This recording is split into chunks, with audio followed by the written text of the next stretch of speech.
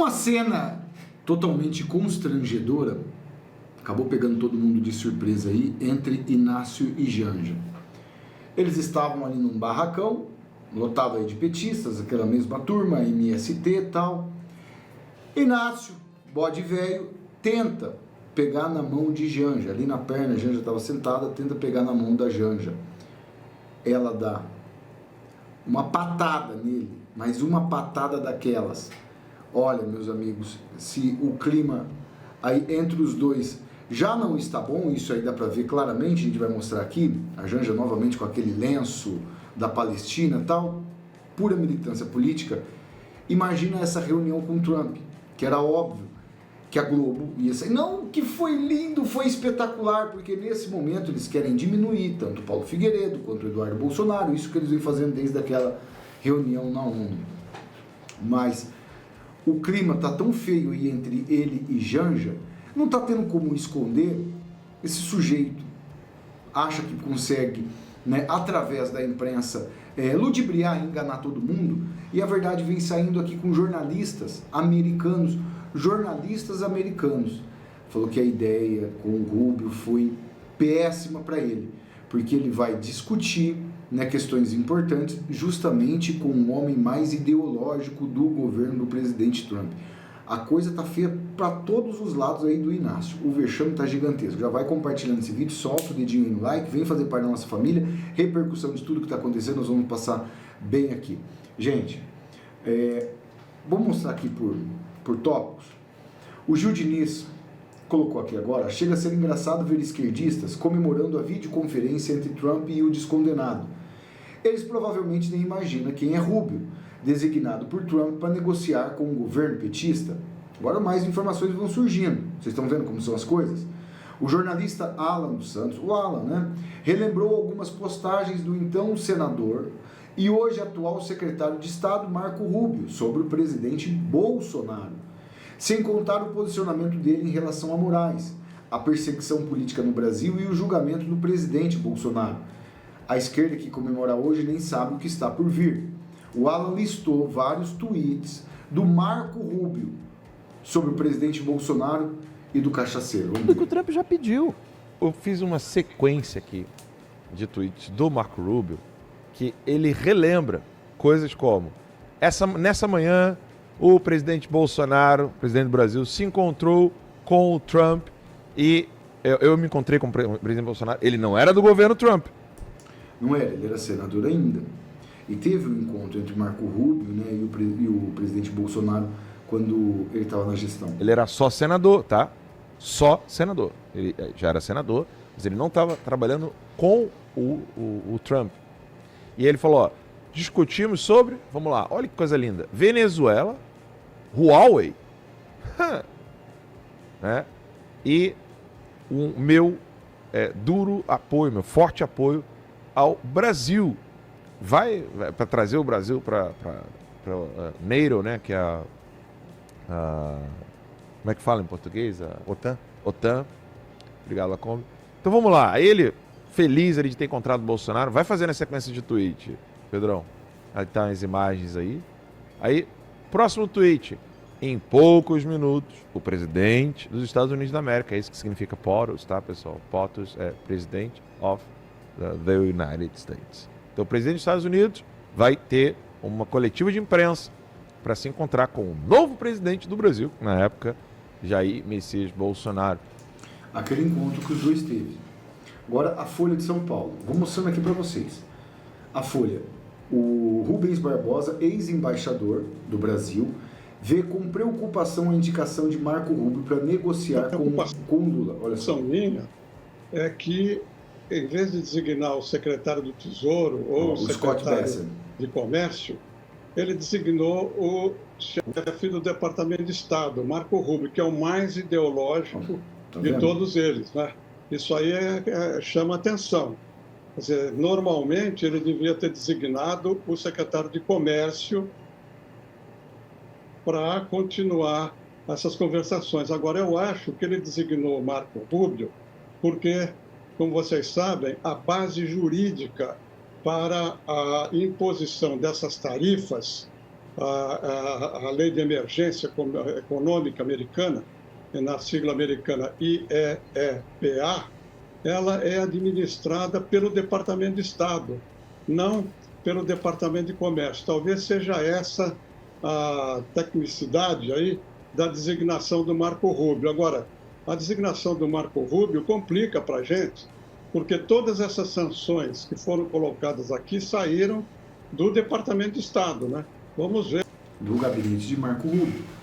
Mas aqui, né, a Ana Paula aqui fala com exatidão sobre isso. Pessoal, breaking news neste 6 de outubro de 2025. Breaking news sobre o telefonema entre Lula e o presidente Donald Trump para tratar do tarifaço. O Palácio do Planalto acabou de soltar uma nota sobre esse telefonema e disse aqui que o presidente Lula recebeu um telefonema, em tom amistoso os dois líderes conversaram por 30 minutos, lembraram a boa química, etc, etc, que o presidente Lula descreveu o contato como uma oportunidade para a restauração das relações amigáveis de 201 anos, mas eu quero mostrar para vocês aqui o ponto mais importante dessa nota. O presidente Trump designou o secretário de Estado Marco Rubio para dar sequência às negociações com o vice-presidente Geraldo Alckmin, o chanceler Mauro Vieira e o ministro da Fazenda, Fernando Haddad.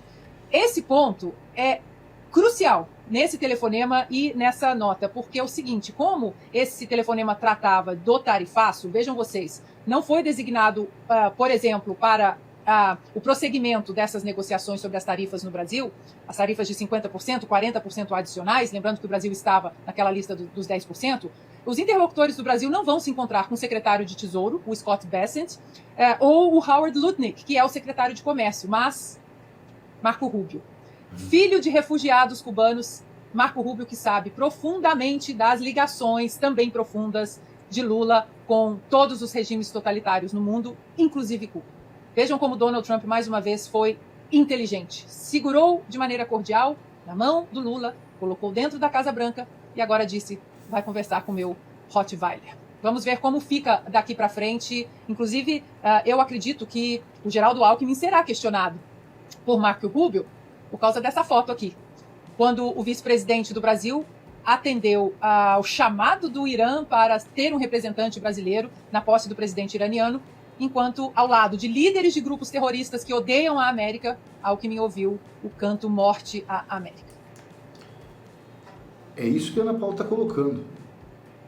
Você acha que o presidente dos Estados Unidos, sabendo o ódio que Lula tem aos judeus, o ódio que ele tem a Israel, a amizade que ele tem com a Venezuela, a amizade que ele tem com a Nicarágua, com Cuba, com o Irã, com todos esses regimes totalitários e principalmente com a China, ele vai facilitar a vida do Lula? Olha o que ela fala no finalzinho.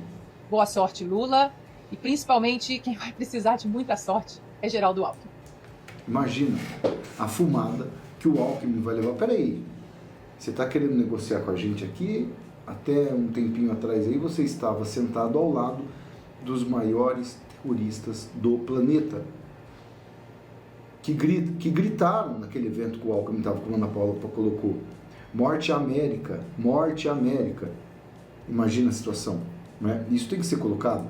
O jornalista dos Estados Unidos, o Brian Winter, colocou no seu Twitter, depois da reunião, sobre a ligação entre Trump e Lula desta manhã, os brasileiros acham que correu bem, mas nomear Marco Rubio como homem de ponta de Trump é o caminho mais difícil para o Brasil. Ele é um cético de longa data em relação a Lula e pode insistir em demandas relacionadas à Venezuela, China e muito mais. É o que eu estou falando aqui. A própria imprensa americana vem colocando essa situação. O Trump deve ter pegado o cachaceiro aí de surpresa, né? Porque ele não ficou totalmente sem saída. O Trump fala, bom, vai negociar com o meu secretário de Estado e depois a gente conversa na Casa Branca. Você é muito legal, você é uma pessoa que eu quero manter contatos, tal, para justamente ele fazer a pegadinha e chegar lá na Casa Branca, fazer o que os líderes, né, que são amigos de Lula, como o cara lá da África do Sul, o vexame que ele acabou passando. E esse é um fato. Aqui, mostrar para vocês, meus amigos, que a coisa não tá boa pro Lula. Ele sabe muito bem disso.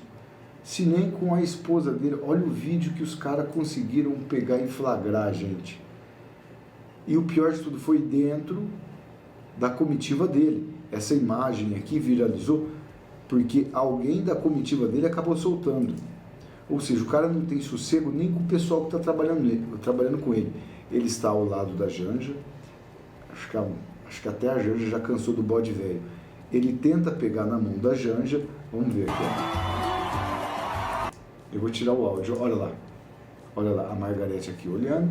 Ele tenta pegar na mão dela. Ai, meu amor, deixa eu pegar na sua mãozinha. Eu sou bode velho, bode velho. O bode velho vai lá para pegar na mão da Janja. Ela afasta a mão dela e segura para si. Olha só. Olha lá. O bode velho pegou e tirou a mão ali e tal. Meio com nojinho do Lula. A coisa não tá boa pra você não, Lula. Alguém tá dormindo de calça jeans. Bem que... acho que ele deve dormir a vida toda de calça jeans, né? Rapaz do céu. E a imagem que a gente observa era alguém da equipe dele filmando. E essa imagem acabou vazando. Imagina que a própria Janja, né, que pegou mal para ela também. Ela tem nojo do bode velho. Dá a impressão nitidamente aí, né? Ela deve ter dado uma fumada daquelas nessa assessoria dele, né, nessa equipe de assessores de Lula. Porque esse aqui, meus amigos, a coisa em nível mundial tá nessa forma por causa desse nefasto aqui. Que Trump já prometeu colocar na cadeia, tanto ele quanto o filho dele. Vocês estão vendo aqui, ó.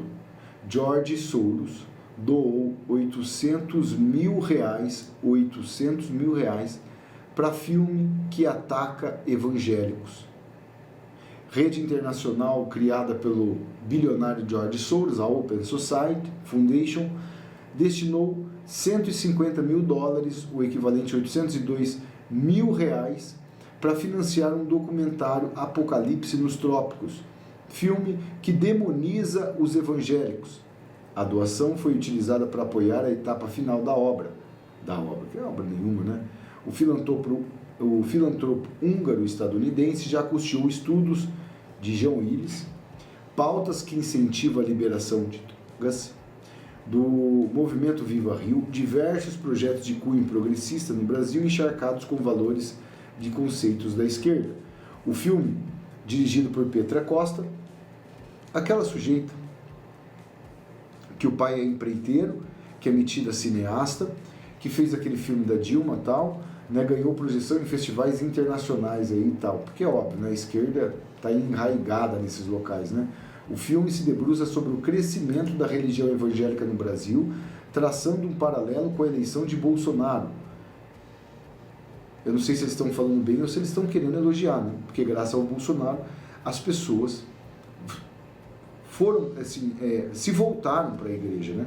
Porque era uma pauta que o presidente Bolsonaro batia muito, né? A necessidade das pessoas orarem, rezarem, né? Do cristianismo para nós como país, né? O documentário transmite a clara mensagem que foi até cooptada para manipular politicamente a população. É tudo manipulado, né? Ou é o Bolsonaro que tenta manipular, o cara está preso, uma injustiça danada, as maiores barbaridades, e eles estão achando ainda que estão com a razão. É a esquerda sendo a esquerda. O fato é que eles não estão conseguindo controlar mais nem a mulher do Lula, que não anda muito bem aí como petista. Isso aí é claro e evidente. E a gente vê isso aí, né? Porque os vexames que ela faz o sujeito passar, principalmente nessas viagens aí internacionais que eles fazem aí, que é uma espécie de turismo para gastar o nosso dinheiro, a gente observa muito bem, principalmente, né, quando vai lá para o lado da França, né, que aí fica mais evidente ainda, né, as amizades que eles têm lá. Mas o fato é um só, vamos aguardar, porque com toda certeza, meus amigos, qualquer encontro com o Lula ou esses personagens estiver com o governo americano agora, eles vão tentar exaltar falando que está as melhores da situação.